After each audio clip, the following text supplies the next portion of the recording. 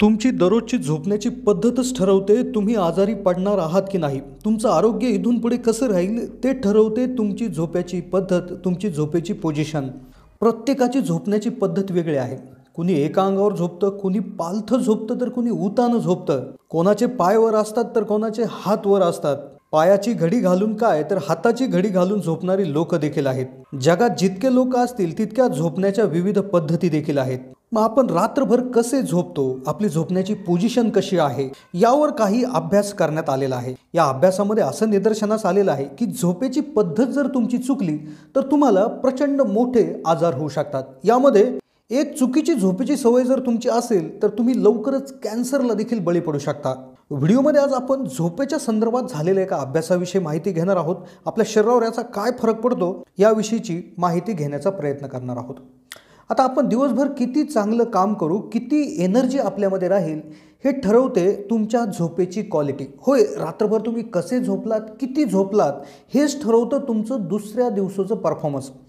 तुम्हाला आयुष्यात heart disease म्हणजेच हृदयरोग, कॅन्सर, अल्झायमर असे आजार देखील चुकीच्या पद्धतीच्या झोपण्यामुळे होऊ शकतात. आत्ताच झालेल्या एका अभ्यासात असं लक्षात आलेलं आहे की जी लोकांची झोप चांगली होत नाही, ज्यांची झोपण्याची पद्धत चुकते, ती लोक काम कंप्लीट करण्यासाठी, कोणतं एखादं काम पूर्ण करण्यासाठी 14% जास्त वेळ घेतात व त्या कामामध्ये ते 20% जास्त चुका देखील करत असतात. 24 तास जर तुम्हाला झोप चांगली मिळाली नाही तर तुमच्या मेंदूमध्ये जवळपास ग्लुकोजची कमतरता भासते आणि ग्लुकोजची कमतरता भासल्यामुळे अगदी विचार करताना देखील चुका माणसाकडून होत असतात आणि बऱ्याच वेळा हे ॲक्सिडेंटचं देखील कारण होऊ शकतं. झोपण्याची तुमची पद्धत कशी आहे? तुम्ही उताने झोपता की पालथे झोपता, एका अंगावर झोपता की कोणती तुमची पद्धत आहे त्यावरनं ठरतं तुम्हाला कुठले आजार होतील, तुम्ही निरोगी राहाल का. तर त्याविषयीची आज माहिती व्हिडिओच्या माध्यमातून आपण घेण्याचा प्रयत्न करतोय. आता सगळ्यात आधी या अभ्यासामध्ये असं लक्षात आलेलं आहे की नेमकं झोपेवर काय काय अवलंबून असतं. अभ्यासात असं लक्षात आलं आहे की माणसाच्या झोपेवर त्याच्या आरोग्याच्या संबंधित प्रत्येक गोष्टी अवलंबून असतात. त्याच्या शरीरात असलेला रक्तप्रवाह, मणक्याचं कार्य, त्याचे हार्मोन्स, हृदयाचं कार्य, ब्लड प्रेशर, ऑक्सिजनचा पुरवठा, स्नायूंचं कार्य, हाडकांचं कार्य, अशा सर्वच गोष्टी तुमच्या झोपेच्या पोझिशनवर अवलंबून असतात. आता झोपेची पोझिशन ह्या 3 प्रकारच्याच असू शकतात. एक म्हणजे काय, एका अंगावर झोपणे, मग तो राईट साईडला झोपू शकतो किंवा लेफ्ट साईडला झोपू शकतो. उताने झोपणे किंवा पालथे झोपणे, अशा 3च पोझिशन असतात. आता काय होतं, बरेचसे लोक जर उताने झोपत असतील तर लेफ्टला झोपलं तर बरं आहे, पण जर ते राईटला झोपलंय म्हणजेच उजव्या बाजूला उजव्या कुशीवर त्या ठिकाणी झोपत असाल तर तुम्हाला मोठा प्रॉब्लेम त्या ठिकाणी होऊ शकतो.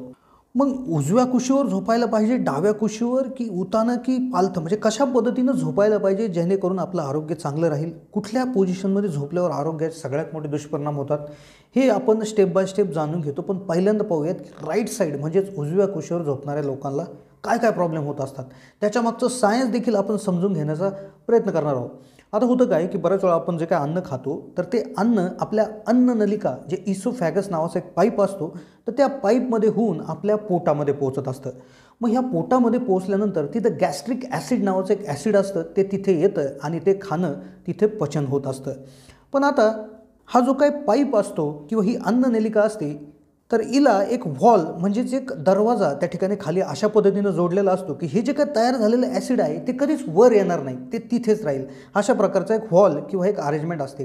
पण जसं जसं माणूस आजारी पडल्यानंतर किंवा त्याचं वय झाल्यानंतर तो जो काय व्हॉल आहे तर तो हळूहळू प्रॉब्लेम द्यायला लागतो, तो थोडासा ढिल्ला व्हायला लागतो. मग अशा पद्धतीमध्ये जेव्हा रात्री आपण जेवण करून झोपतो, अन्ननलिकेतून अन्न पोटात ज्यावेळेस जातं, ॲसिड तयार होतं.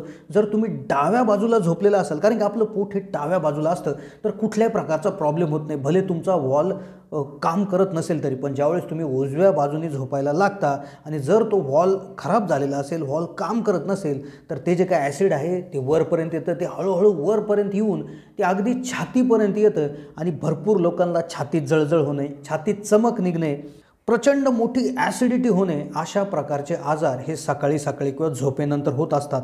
तर त्याचं कारण हेच आहे. एका डॉक्टरांशी चर्चा केल्यावर असं लक्षात आलेलं आहे की कोणत्याही ॲसिडिटीला माणसाने कधीच कमी लेखलं नाही पाहिजे. अगदी लक्षपूर्वक त्या ॲसिडिटीकडे हे दिलं पाहिजे, कारण की ॲसिडिटी ही जर तुमच्या इसोफॅगस म्हणजे अन्ननलिकेत नेहमी नेहमी जात राहिली तर इसोफॅगसचा कॅन्सर देखील तुम्हाला होऊ शकतो। आता याचबरोबर उजव्या साईडला झोपणाऱ्यांमध्ये अजून एक असा प्रॉब्लेम होतो की ॲरोटा नावाची एक शिर असते जी हृदयामधून आपल्या शरीराच्या खाली सर्व भागांमध्ये रक्त पोहोचवण्याचं काम करत असते। आता ही सुद्धा जी वाहिनी आहे तर ही सुद्धा थोडीशी डाव्या बाजूला वळलेली असते, म्हणजे डाव्या बाजूला ही जास्तीत जास्त झुकलेली असते।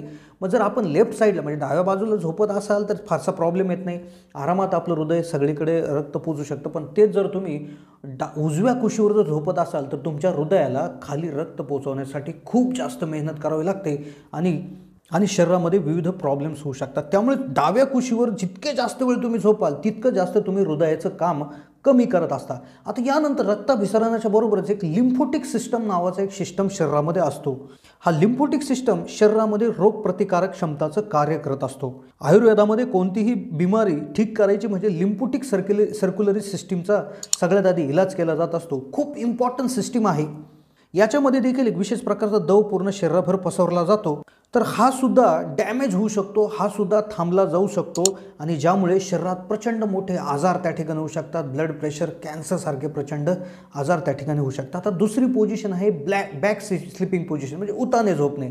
तर उताने झोपणे जे वर तोंड करून म्हणजे उताने त्या ठिकाणी झोपत असतील, पाठीवर झोपत असतील तर या पोझिशनचा कोणता फायदाही नाही आणि तोटाही नाही।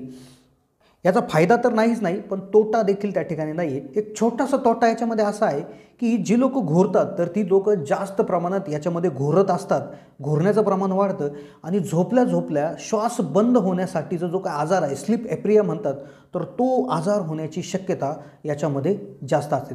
आता त्यानंतर तिसरी झोपण्याची पद्धत असते पालथ झोपण्याची, म्हणजे पोटावर झोपण्याची जी पद्धत असते तर ती फार खराब आहे, ज्यामध्ये आपला मणका हा सरळ राहत नाही, आपली मान देखील सरळ राहत नाही, त्यामुळे मणका दुखणे, मानेचे आजार त्या ठिकाणी हळूहळू होत असतात। या व्यतिरिक्त आपली जी पचन क्षमता आहे तिला देखील जास्त काम करावं लागतं, लिम्फोसिटिक सिस्टीमला तसेच रक्ताभिसरणाला देखील जास्तीत जास्त काम त्या ठिकाणी करावं लागतं, ज्यामुळे आपली जी बॉडी आहे तिला 25% जास्त ऊर्जेची त्या ठिकाणी गरज येत असते। त्यामुळे जे पालथी झोपणारे लोक आहेत ते नेहमी थकलेले असतात, कारण की त्यांच्या बॉडीमध्ये पूर्ण सर्क्युलेशन व्हायला बॉडीला एनर्जी जास्त लागते आणि त्यामुळे ते नेहमी थकलेले असतात, कामावर परिणाम होत असतो।